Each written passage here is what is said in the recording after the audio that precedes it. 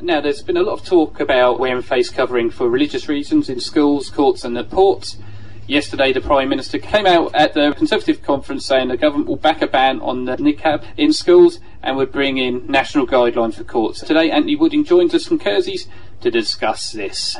Good morning, Anthony. Good morning. So what are we talking about then? Well, what we're talking about here is the tension between two things, and that is the right to freedom of expression, if you like, religious freedom, which is one of the things, of course, that's enshrined in the Human Rights Act that we're all familiar with. So this is a classic human rights situation, as against certain other political and often, quite important social reasons of how we structure our society and how we operate our laws. And the case that, of course, has particularly come to attention is the one concerning the Judge Murphy at Blackfriars Court, who had to make a decision, you might say the judgment of Solomon, as to whether the niqab should be worn whilst giving evidence, or in fact in a court at all, actually. That was all the case was about.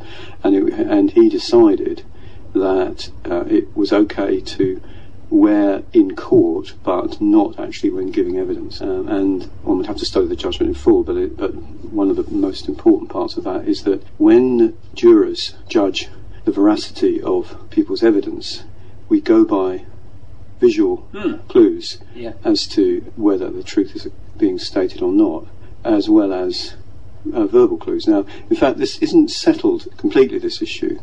You might think it is, but there are academics who say that jurors don't, or maybe even shouldn't, pay attention to visual clues because they are not reliable.